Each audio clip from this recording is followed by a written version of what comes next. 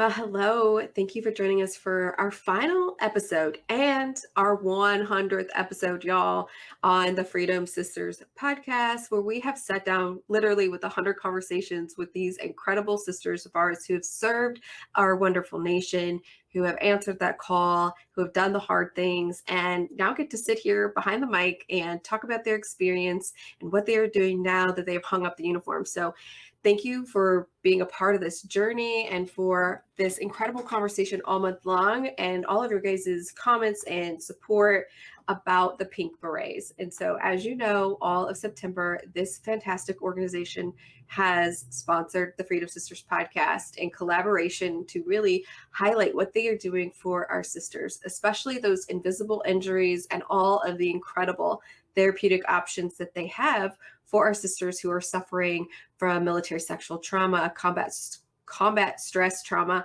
and post-traumatic stress disorder, among other things. And it has just been a joy all month long to talk to a variety of women who are either working behind the scenes at the Pink Berets or those who have gone in and utilized their services. But today, I am elated that this is the guest of honor for our show today and our 100th episode. So Stephanie Gattas is here with us today, and I'm so excited. So strap on in, because this incredible sister of ours has been doing some remarkable things for our community for some time, and she has a vision for incredible things ahead.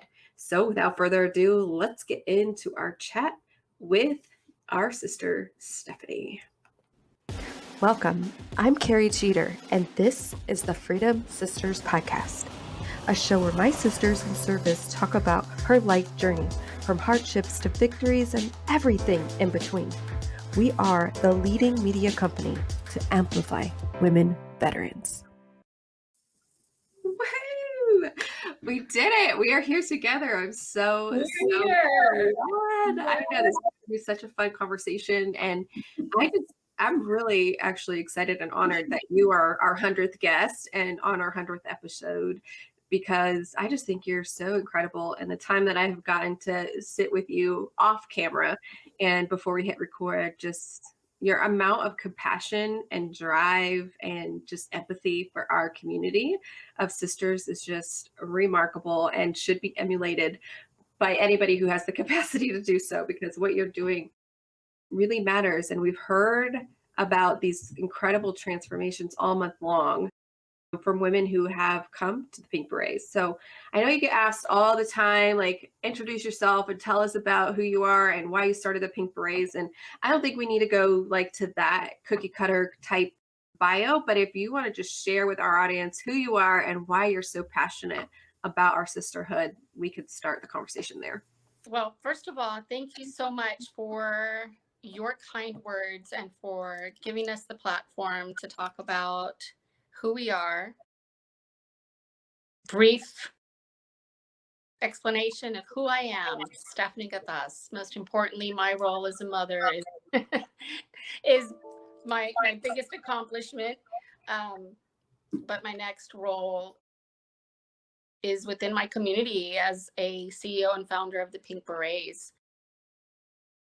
It has really helped me become grounded in terms of, not only finding my own footing, but really gaining an understanding of what it meant to serve your community, to really have an understanding of what it meant to come alongside your sisters. I think there's a lot of trial and error as you try to figure out who you are and what your growth looks like. And that's important, because the knowledge that you obtain is the wealth that you're going to share with others, right? And to future generations. And so the experience behind building the Pink Berets has really allowed me to gain an understanding. And like you said earlier, the empathy to really hone in on what it is that we need to do to help our sisters in arms. Yeah, for sure. I love talking to Juanita as well, from your operations chief officer over there. And this is where you guys are going in the future is incredible. But let's go back to what was the very first program that the Pink Berets offered into the world? Oh gosh, our very first program was our equine program. So I knew that it was going to be important to develop a program that was going to be solely for women. Equine therapy was already in existence, right? It's nothing new. But the way that we would develop the program and the way we would offer the program was crucial. We knew that we had to develop a program that allowed women to have one-on-one opportunities with a horse, and then turn that into an opportunity to bring the family into the equation. And then we knew we wanted to offer a group type setting. And now it's grown into offering therapeutic riding. So it's progressed over time. But I think because initially it was that program that we were really focused on, how can we build something of our own without making it a duplicate of other programs that are out there? That's awesome. Do you know how many women have participated in your equine therapy to date? Oh my gosh. We've had quite the number, but I couldn't give you an exact figure, but let's just throw it out there. I know we've at least had over 100 women that have attended that program. And we're talking about not just women veterans, we're talking about at-risk youth that we brought into the program as part of our mentorship program. So it has helped a tremendous amount of people. So if you look at the numbers, we're looking at women veterans and we're looking at young females that were deemed at-risk youth. So it's made quite the impact. Oh, I love that, because a lot of at-risk youth end up joining the military. So many of us joined. A lot of the story over and over is I joined because I wanted to go to college. I joined because I wanted a better future. I joined because I wanted opportunity. I joined because I wanted stability, something that so many of us who have served experienced in our childhood, that we wanted something more. There is someone who's grown up in the military, wants to be part of that, continue the legacy, those two. But a really high number of young ladies that join the military are, quote unquote, probably have been at-risk youth. So I think that's beautiful. Oh gosh. I mean, if I could share the one experience that I had where we had our culinary program that day, and our equine facilitator was working with the at-risk youth for equine. And the idea was, when they were done with their equine facilitation and the women were done preparing the food from the culinary program, that we would bridge the two. So we had the young ladies come upstairs to the area where we were preparing the food, and the women veterans that had prepared the food served the young ladies. And then they all sat down together and broke bread with one another. But the thing that moved me the most, to the point where I probably couldn't say very much at the time because I was really sitting in the back with tears running down my face. Anyone who knows me knows I have the gift of gab. So for me to be at a loss of words tells you the impact, right? But these women veterans all of a sudden felt the need to share their experiences, but to also empower these young ladies and to tell them it was going to be okay, that this moment in time that they were experiencing wasn't going to last forever. And they have such mass potential to do great things in this world. And so listening to them empower them and encourage them, it was like night and day, where you saw the look on these young girls' faces shift. The power behind their words with these young ladies, you can't put a price on that. And in the experience, again, his obviously I've stored it in my repertoire, right? I've kept it with me because it was a very moving moment. But that shows you, the power of these programs and what they can do. Yeah, absolutely. And I think that's even really critical to even talk about, like, the women who are at the culinary therapy were there for healing, and how critical of a moment for them to breathe life into somebody else, how healing that could be for them too. Like, almost they could go back later and realize the words that they had said to these young ladies and been like, oh, I could apply that to me. Like, this isn't, my existence is still ongoing and I can continue on this journey. And I think that's so powerful to be able to stand in that during your healing journey. Absolutely. And again, to bear witness to that and to see them just kind of, take the lead on mentoring these young ladies, right? Like they just had this innate ability to feel compelled to do that, right? We didn't tell them, go talk to them, go feed them, right? It was like, it was just this feeling. And so it came across obviously very authentic. And so, yeah, one of my favorite moments, I would say, to date. One of I my love that. That's awesome. Now, I am in awe of all the things that you guys have, all your programs, all your activities, your retreats, your virtual shift during COVID, all of the things that you as an organization are doing. And some might say, we hear this a lot in entrepreneurship, focus on one thing, one thing, one thing. But, our traumas are not cookie cutter. Our healing is not cookie cutter. We as human beings are not cookie cutter duplicates. So why did you feel that need to really diversify from the very beginning and offer a plethora of activities? And I feel like you're always open to new things. Why did you take that position? For me, I obviously used myself as the conduit, right? So I had my own struggles, and doing this has been a healing journey for me. As you know, I've talked about that as well. And so I knew that because we were so unique in our needs, and that none of us had needs that were the same, right? That we were all unique. We needed to find programs that women could resonate with. Now, culinary for me specifically wasn't because, women like to be in the kitchen. So I want to preface my next statement with that. Culinary for me was important because I found it to be very therapeutic to cook in the kitchen. Reason being is I was finding that I was present when I was cooking. I had to focus on what I was chopping. I had to focus on what I was cooking, right? I didn't want to burn down my house. So I just felt that I was present when it came to being in the kitchen. And I thought, I wonder how women could feel, like, especially when it's sensory. You can smile from smelling how great a meal smells, right? Mhm. Same thing with taste. And so for me, I just felt like maybe we're onto something here.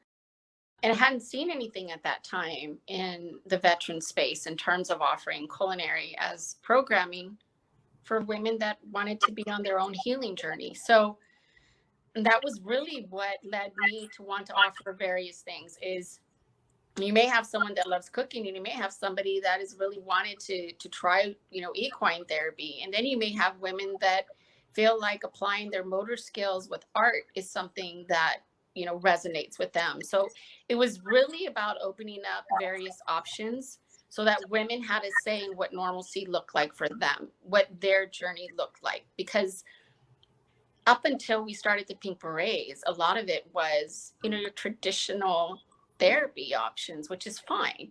But for me, sitting in a room wasn't going to fix the trauma for me. I needed more than that. And I think that what we're finding with these women now is by offering a number of different programs, we've given them back control of what it means to heal. No person is telling them, you need to go do this and you need to take this medication. They're actively pursuing healing on their terms. And I think that that's very important, because then they can say, listen, with confidence, I did what I had to do to make sure I could be a better mother. I could be a better daughter. I could be a better aunt.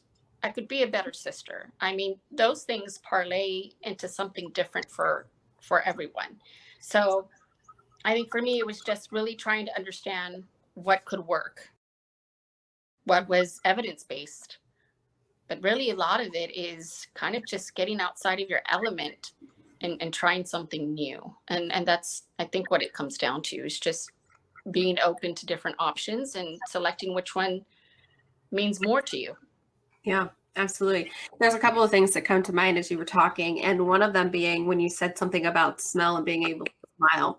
There's something about being present, and when you're spiraling, for instance, and going back to like a trauma moment in time, a light turned on behind you might trigger that. A smell might trigger that. Walking into a store and hearing a sound might trigger that. But I think it's also just as critical on the post-traumatic growth side of it, that a new smell, a new joy that maybe you have never experienced before. And you walk into the store and you smell the aroma of garlic and you have this new memory, right? And you're like, oh, I remember that time. And it evokes this joy and you remember what that felt like. And then you do it again. And then maybe you're present in that moment. And then you're like, oh, well, I'm present in this moment. And now I'm here at the store and I'm just going to grab all the things and I'm going to do this now for my kids, right? So I think it's just as important on the side of that trauma. But then once you start going through that healing process, those sensory things are really very critical to continue walking forward away from the pain and into a purpose or into the healing, whatever that looks like. Not everybody takes their pain and starts a nonprofit. We're not saying that you have to do that. But what does success look like for you? What does living your full potential look like? And by doing these little programs, you might find something that just evokes so much joy in your heart that it starts to overshadow the pain. And I think that's really great about what you guys are doing. Beautifully stated. Beautifully stated. You never know how it's going to affect them. And the hope is that, through the various programs, that something will help, like you said, that light come on. And that's what we're hoping for. Now we know we're not a one size fits all. There's a number of great organizations in existence.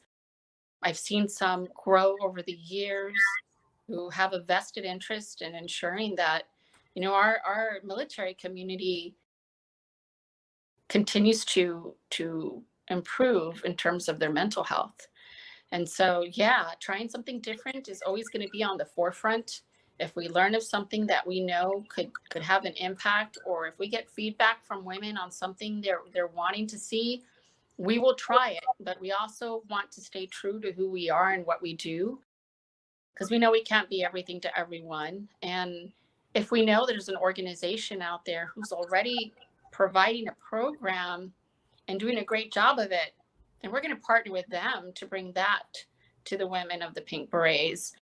And we're doing a lot of that right now, right? We've partnered with MVA for a supply drop. I mean, how beautiful is that? We've come alongside Women Veterans of San Antonio, and we've participated in their events. Circle of Arms has also held events in terms of, community and education on mental health. So you see organizations out there that are really trying to change the landscape in terms of how we heal. And I think that's important. I think too, for our community, the average listener, the average reader of our magazine, and potentially even maybe the average age for you is about 40, 41. Most of them are married. There is a slight difference in who's single and who's divorced, like in the 20 percentile, but 71% of women that we serve are also moms. And I think, my mission and my vision is to empower through story and through seeing other women's success in our magazine and on our podcast is like, oh, she could do it. I can do it. And it gives them like where you could reach your maximum potential. And I think that's so critical because it's not only impacting her life, our veteran sister's life, but it's impacting her family. And I think, that's our future. So we have to be able to love on our women veterans in a way that they are able to show up fully for their kids and for their next mission and even for their career. Because some of our people are still in the service that participate with Freedom Sisters activities and things. And so why do you feel it's critical for women to heal who are moms? Like, what success have you seen from these women? Oh, gosh. I can tell you, I feel like there's a story for every question, right? Because we've worked with various women, and there's always one story that sticks out. But I know there was one particular woman who challenged us and said, I know that I've tried numerous organizations in terms of getting help and healing. And I don't know what makes you all any different, but I'm going to give you a try. Seriously doubt y'all could help me. Nobody else has to date.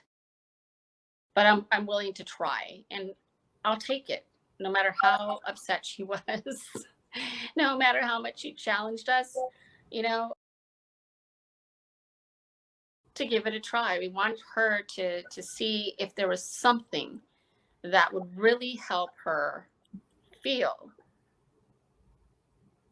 like change was taking place in her life, that we're making some type of an impact. And so this particular individual stated that she was not working, was not fully functional as a mother. So her child was with her family members a lot of the time. Because she wasn't working, she was in the process of losing her home. And so she had a lot going on. And we weren't saying we were the end all be all, but we were certainly going to kind of help her work through what it was that she was struggling with. And so she showed up, and she showed up again and again and again. Because sometimes you'll have people show up, miss an appointment, show up, miss an appointment, but she stuck with it and she showed up. And that's really a big part of it, is showing up, right? Because it takes strength to even fill out an application and admit that you need help. That was a huge struggle for me. So I understood this from a mother's point of view, right? And so I want to say, fast forward a year later, this woman had a job. This woman was getting ready to get another home. She was spending quality time with her son. She wasn't leaving him with her family anymore. Like, there was this huge pivot in terms of the way that she was viewing life. And so to me, it's those stories, those women have inevitably changed my path. Because when you see how you've impacted somebody's life and how their trajectory's changed, it heals you in a way you could not have envisioned yourself. I never expected to heal the way that I have, watching women like that get through some of the toughest hurdles in their life, right? Yeah. So yeah, that one sticks out with me quite a bit, because, you know, it's your driving force too. You learn of the way that you've helped institute change, because again, it takes them showing up. It takes them applying the work.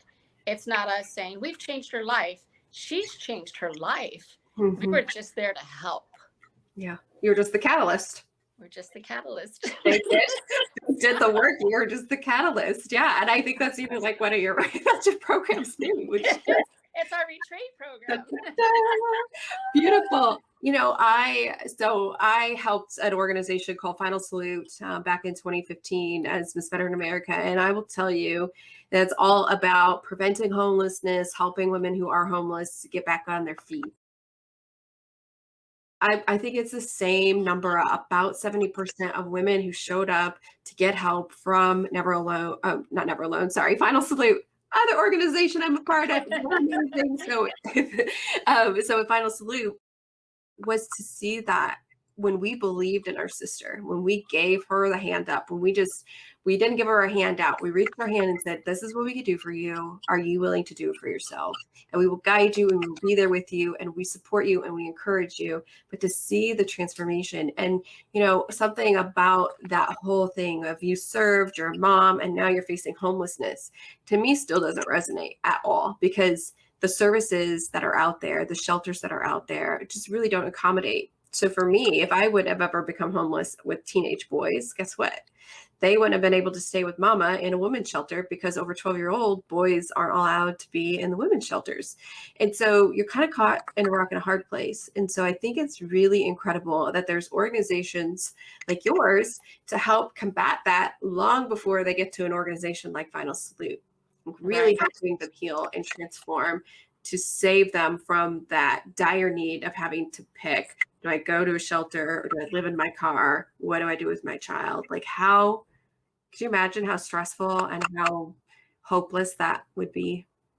Absolutely. I mean, I can tell you that I think I've said various times that, we can't put the cart before the horse. That sounds like such a Texas thing to say, I know, but I mean, it's true.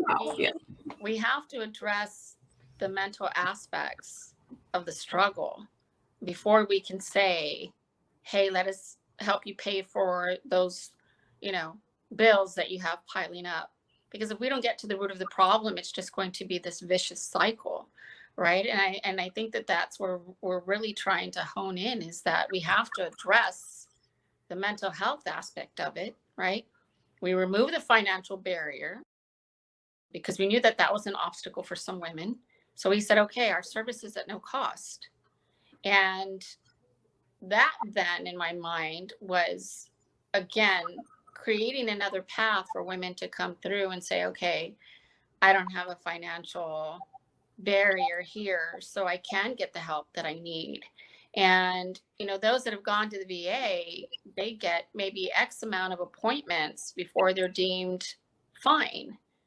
But we never know, just like you mentioned earlier, what's going to trigger that person. And do you get back on the waiting list, or do you go to an organization that can help you work or facilitate what your healing journey can look like again? So, there's a lot of variables that play into that, but I think that the more that we grow to understand how to help those that are silently suffering, the more that we'll learn how to create and or develop these programs to really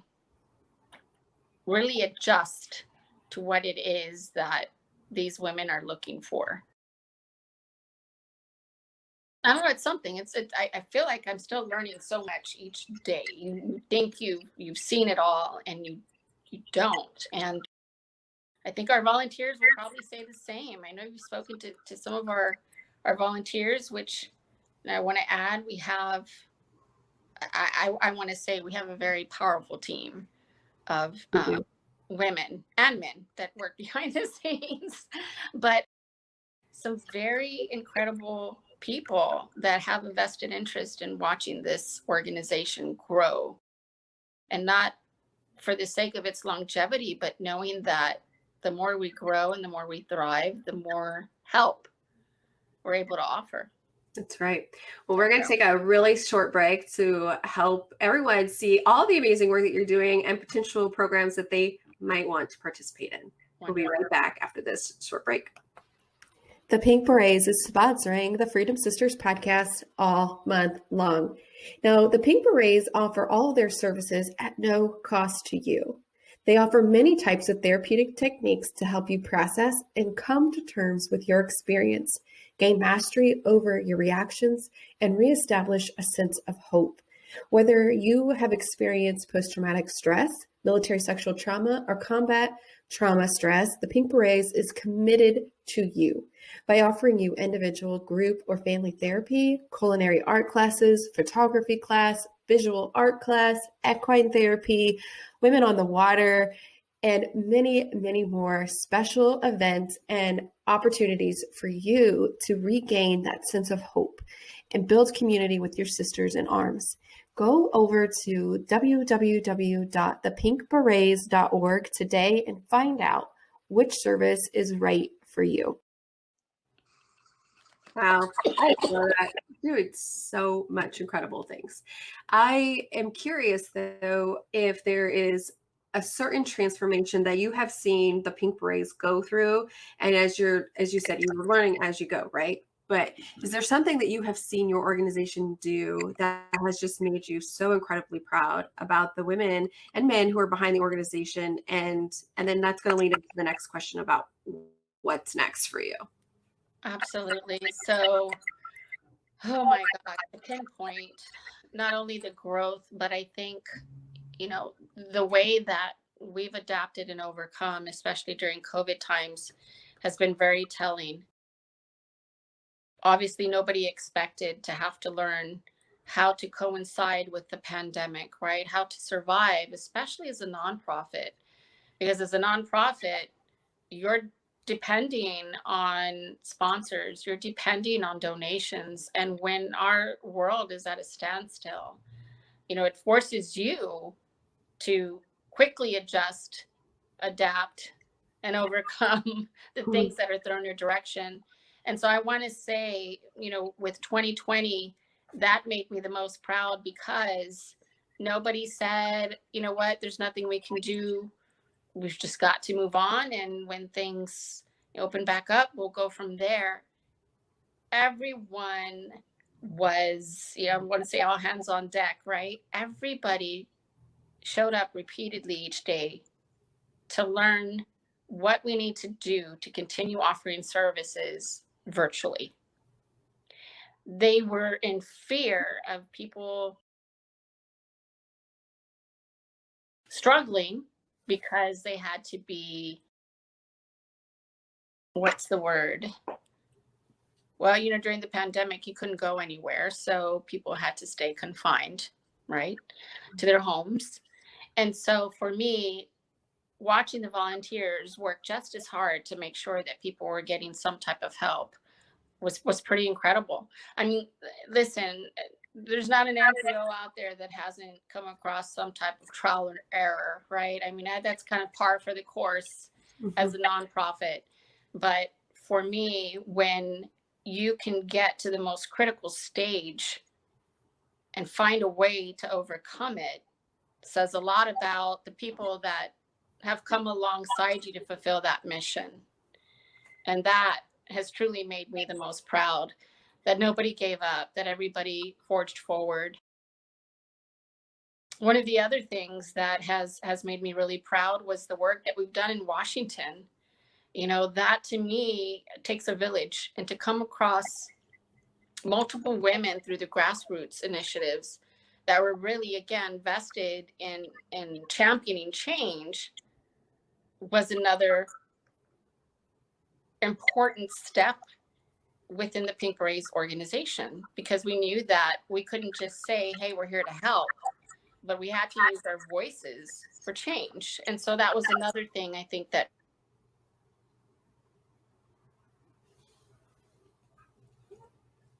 I just lost audio on you. Can you hear me? There we go. Yeah.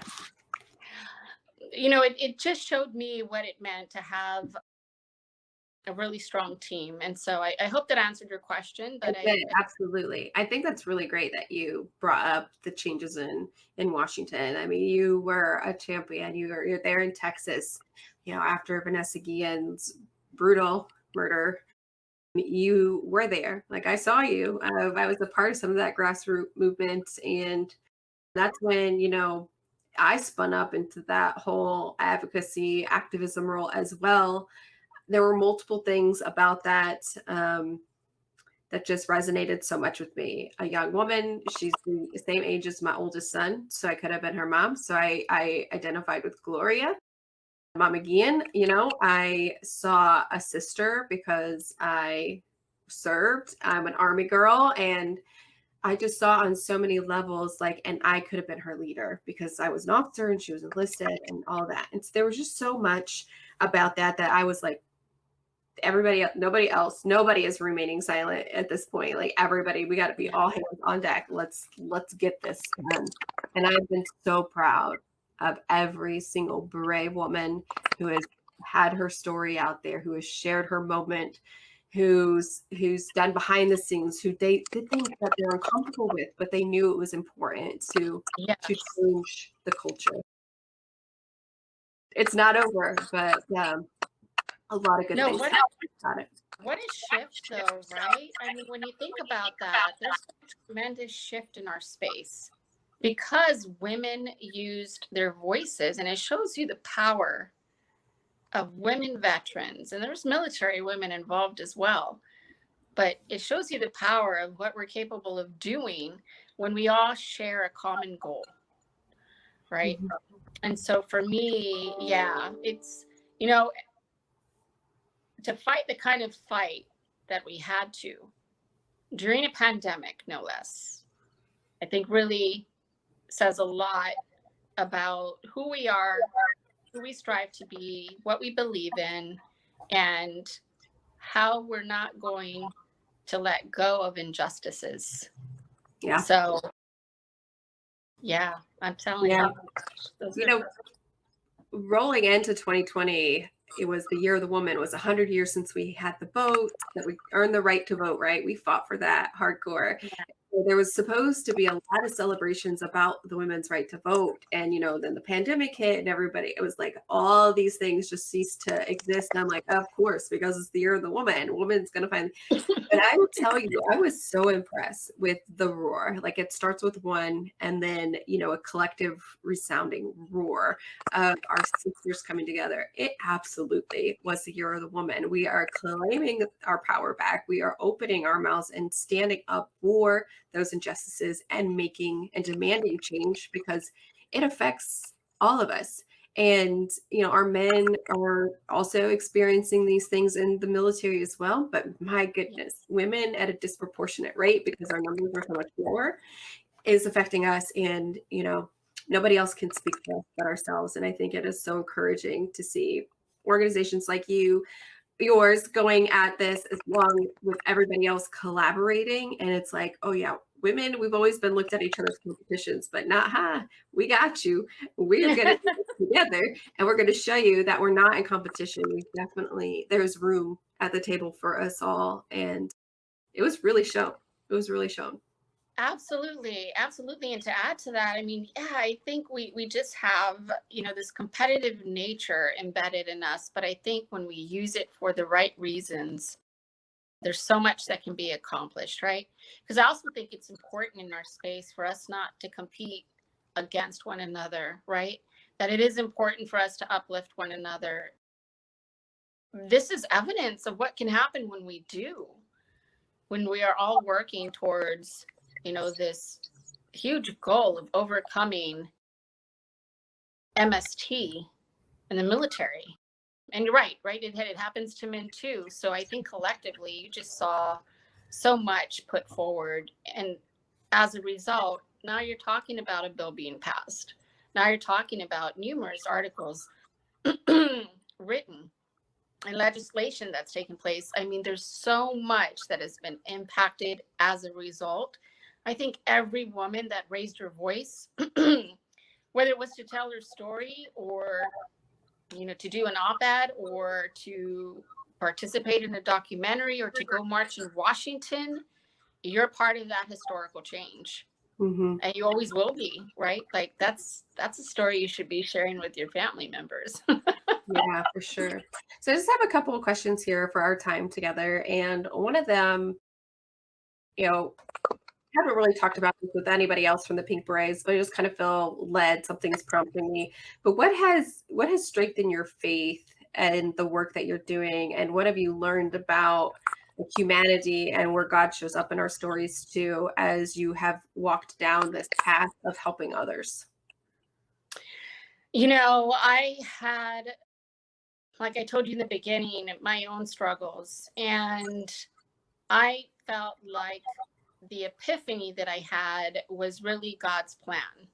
There's no one that can tell me differently. There's no one that can really explain the path that had been laid before me. I just felt like everything was coming to me and it was just making more sense than none. I remember thinking, okay, I'd really love to have this program, but I need this kind of professional. And all of a sudden I meet this individual that would be a perfect fit for the program or to lead the program. And I just felt like there was always this incident where it wasn't happenstance and it wasn't coincidental, right? I felt like it was divine intervention each time. That each time somebody was brought onto my path, whether it was for a short period or for a long period, inevitably they made this organization what it is today. And so for me, I have a very firm belief in terms of my faith that, nothing happens coincidentally, that this is part of the plan. And I think that's what gives me strength each day as well, because I wasn't this strong then, right? So having the empathy and having the compassion and having the drive, I think is as is a result of just watching what can happen when you watch change occur right before you. But I think it's also a gift. I think it's a gift because it allows me to tell the stories, it allows the women who volunteer to tell the stories, and it allows us to be those agents of change. And so I 100% credit my faith on those terms. That's awesome. And I know, Beautiful question, by the way. Thank you for asking it. yeah, you're welcome. Oh, I just love it. I love what God does in my sister's lives. I really do. And it's just, I was like, I got to ask that question to her for sure. And then, as a mama, I think we can both relate to like that being one of the best jobs, hardest, but most rewarding jobs that we both have held. And when you think about it in context of what legacy you want to leave behind for your child, I know we spoke before about the legacy your dad has left behind for you and those precious memories that we talked about. What do you want to come to mind for your own child when that happens, when they reflect on, wow, my mom's life? Like, what legacy do you want to leave?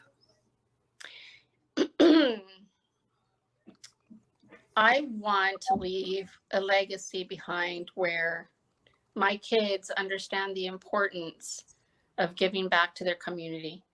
And I don't mean donating here and there, just participating in certain things, but again, really being immersed in the things that you believe in. I'm really trying to help them at a young age understand what it means to have compassion, what it means to help other people. I invite them to volunteer on certain things because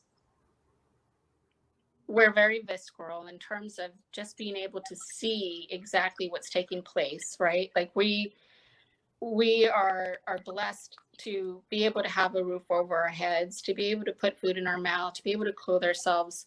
And so I remind them each day that that's a privilege that can easily be taken away, and that it does take hard work, but it also takes hard work within our community.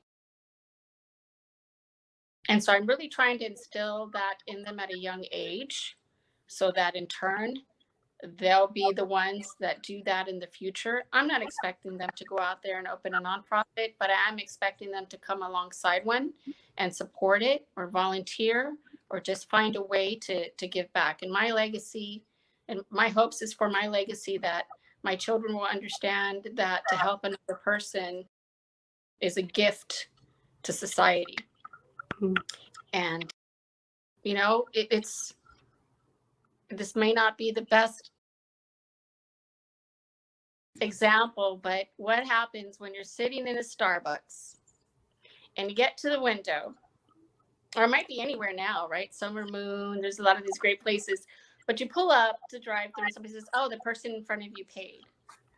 And then you're like, oh, okay, then I'll pay for the next person. And next thing you know, you have these people that just love blessing the next person and the next person and the next person. Who knows where it stops? But the idea behind that is that you learned somebody did something kind and you wanted to do that as well and pay it forward.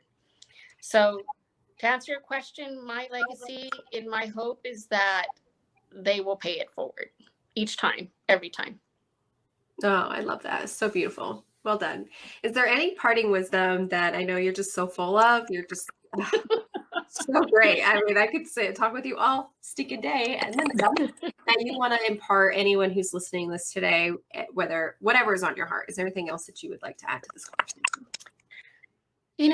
I do. And I actually shared this with a group of kids in California that were attending school. And I told them to not allow the headlines or anything that they learn of happening in this world to define them, and to continue using the gifts you were given to better the world around you. And I want to say that to my sisters is that, oftentimes I hear of some sisters fighting with one another, toxicity in our space. And if I can impart anything, it's that at the end of the day, do the minute things matter? Not really. I think what matters is not 15 minutes of fame, but the 15 minutes of an impact you can have on a sister who needs you. So it's important for us to empower one another, to come together. I think it's important for us to help each other's organizations if need be, because there's so many people out there that need help, and there's enough of us out there to provide it. So yeah, that's where I'll end it. That's awesome. Well, thank you so much for your time today. Thank you for all that you're doing. I mean, I really think you are a leading lady in the space. You've obviously been honored in multiple ways for that as well, but they show up each and every day to continue to serve and support and love, compassion, vision. I just think it's really, really great. And so thank you for being you and saying yes and amen to what you've been called to and taking each step towards helping. It's just so great to be witness to. So thank you so much. Thank you. You guys are Thank you listening. so much. Sorry, yeah. If you guys are listening to this, please go check out the Pink Berets. I promise you will not be disappointed. You can find them at www.thepinkberets.com. And until next time, keep sharing your stories. If you enjoyed this show, please be sure to subscribe so you never miss an episode. Rate and review this podcast and share with your friends. Until next time, be seen, be heard, be known. Amplify women veterans.